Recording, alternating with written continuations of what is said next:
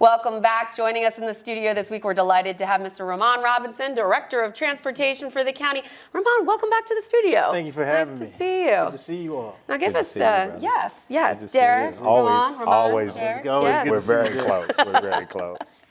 Let's get a brief overview about bus service in the county. You've got 3 main routes here in Anne Arundel, right? Right. So in Anne Arundel County, it's very unique because our bus service or transit service is provided by not only Regional Transportation Agency of Central Maryland, but also the Maryland Transit Administration, as well as Annapolis Transit. So you've got 3 providers that cohesively are providing transit service for one Anne Arundel County. I know, right? It's Yeah. A lot of people keep track of. So what is changing, or what is being proposed to talk to you guys about here, is the services that are for the Regional Transportation Agency of Central Maryland. So these services, we have 3 main routes, and these routes are kind of in the western, northern portion of the county. Which makes sense. Right. Yeah. And so they pretty much get people from the Odenton area, the Meade Village area, up to Arundel Mills Mall. And so that would be route that's the 201 from Freetown to Arundel Mills, the route that's the 202, which is Meade Village to Arundel Mills, along with Fort Meade, and then the 203, which is kind of the Odenton Wa Chapel service. So that's what we currently have today. And what are some of the changes that we're anticipating for October 1st? So for some of the changes, the 201 route, which is the route that goes from Freetown to Arundel Mills Mall, that route is going to extend. So up around Arundel Mills, there's the Baltimore or the BWI partnership area where there's the industrial areas back there. Yes. Coca-Cola, everybody knows Yeah, Coca-Cola. Coca-Cola. Okay, Coca-Cola. So Coca-Cola is back there. So there's a large employment center back there of a multitude of jobs. So the goal for us is, okay, well, what happened if we figured out how to extend some of these services past Arundel Mills Mall to where the jobs are? So when I came to talk to you guys earlier, one of the biggest things that we have as far as transit services, how do we get people from where they are to where the jobs are? So one change is to have that route to extend into where those job centers are. Makes sense. Which is going to hopefully be a big thing for the county. The other change is going to be for the Route 202. It's going to pretty much do the same thing. So that route is also going to come from the Meade Village and Fort Meade area, or in Odenton, and then it's going to extend also to go across Ridge Road, Preston Gateway, and all that employment center back there. So what it'll do is it'll basically create, I'm creating a network of frequencies to get people from the mall, which is a big economic driver, to the workforce area out there, which is another one. So you just kind of create a network that says, all right, well, now you've got more than better opportunities than you had before, or quicker opportunities to get from where you live to these employment centers. So those are 2 big ones, but the biggest one is, so we are changing the way that the 203 route ran, which is the one that ran out from Odenton to Wa Chapel. And so we work with the MTA, which is the Maryland Transit Administration, and getting a grant. And this grant was to help us to connect a route from the Odenton Mark Station, which is on the Penn line, to the Savage Mark Station, which is on the Camden line. So Mark being the regional train. And so when this came about, it was like, we just want to connect from, one train station to another. It's like, well, wait a minute, we've got service that could probably be benefited if you can go through a neighborhood, Piney Orchard, and connect those folks to the Odenton train station, because one of the problems that they have is that parking after a certain time period, it's pretty much a lost cause. And then what if people are trying to get to the Business Parkway?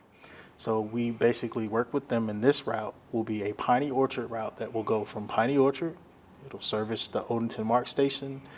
It'll go up past Fort Meade and then over to the Business Parkway and then to the Savage Mark Station. Wow. So now you've basically just opened up your opportunities for people to get to the Business Parkway, which is another employment center. But then people can make connections to the rail stations as well. And this service will be during peak periods. So these are the periods where people are basically trying to get to work, and it will be Monday through Friday. That's kind of how we're starting. Benefit is this service will be every 30 minutes. So, one of the issues with transit is either it's the frequency or the coverage. Well, we think we've kind of solved both of those problems here with this, because it has a higher frequency being every 30 minutes, and the coverage is basically the span of from the Piney Orchard in the county to the Savage Mark Station by way of Fort Meade and Odenton. Awesome. So those are some of the What a bigger project. changes, right? So if we can get those things to kind of connect, so you've got the 201 and the 202, and then you've got now this 504. So now you've got all these networks that are kind of coming together, but we have basically just retooled it so it's going to places where we think people want to get to, which is to employment locations. So I know every time we eat lunch or every time you're on the show and we chat, I learn so much about what you do. Right. Tell us about the transit plan. Tell us actually about the plan itself. So the transit development plan is a plan that is something that has to be done every 5 years. And so because we are partners with the Maryland Transit Administration, we were on our 5-year cycle to do a plan. So imagine if we were football players, right? And we need a I like playbook. that. I can imagine that for a second. Yeah, so we were football, or we were baseball players, Right. or even if we were singers, right? So if we had to be any of these things, nobody just kind of goes into something and says, you know what, this is what we want to do. Well, you can do that, but of course you want to have Right. some supporting data to do that. So what we did starting last year and working in conjunction with Howard County as well as with Prince George's County is we put together a transit development plan. And what this plan sought to do was to look at how we wanted transit services to look from where it is now to 5 years from now. Okay. And to do that, you want to put some things in place. Sure. So how we associated that is we went out and we talked to people. We had stakeholder meetings. Great. We collected a lot of data. There were surveys that were given out just to kind of get feedback as to what the experience was for the riders and even for those that weren't riding. We had meetings with the county administrator as well as the county executive to kind of get a feel as to, what are some of the things that you're hearing, what are some of the things that we can do to kind of make the service a little bit better. Okay. And so when we did that, we collectively were able to put together a couple of different alternatives.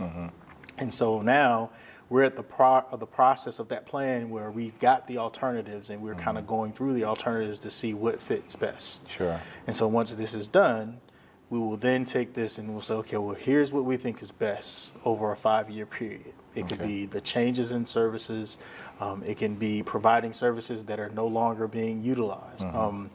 One example of services that we're looking at for the transit development plan, and I misspoke, I didn't speak about this then, but is a demand responsive service that's kind of a flexible route called a call and ride service. Okay. And so what this does is, everybody thinks that mass transit has to be the biggest buses you can find Right. with exhaust and noise. Right. But that's really not what the characteristics of mass transit is. The characteristics of mass transit are basically moving a group of people from one point to another. So with the call and ride service, what this allows you to do is if you're a person that qualifies for demand response means that you have a physical impairment of such, and so you qualify to use a specialized service that's more curb to curb, right? So instead of you having to stand at a bus stop, if you call, I can come a little further to assist you so that you can utilize this service. Nice. So what we're saying is that, okay, well, what if we took a route, right? And it's just like a line, just like a regular route, like the 201 that I referred to, 202. And we said these routes will be the same routes, but we're going to give it enough time so that it can deviate off of the route. So if I'm a person that needs curb to curb service, then I have the opportunity to call, request a pickup, and that route or that service can deviate from the line, pick me up, and then come back and still service the regular service that it's doing. That is awesome. Amazing. So you gave a lot, and I can tell that you're very involved in the community. How can folks find out more, and how can folks find out where these meetings and these pockets of discussion things happen so they can be more in touch? So- Where should they go or call? So right now, all of this information is on the county's website. So if you go Okay. to the county's website and you go into the transportation section, which will lead you to the Office of Transportation, you'll Okay. see everything laid out. Okay. Also, you can go to www.marylandtransit.org, Okay. and this information will also be there. MarylandTransit.org. Awesome. Well, thank you so much, and congrats, and thank you on all this work that you're taking right now. It sounds like quite the project. Yeah. And we thank you for all the great work you continue to do here in the county. Thank you for having me. Thanks for coming back on Always the show. a pleasure talking to you. We'll be right back with more Weekend Review right after this. Don't go anywhere.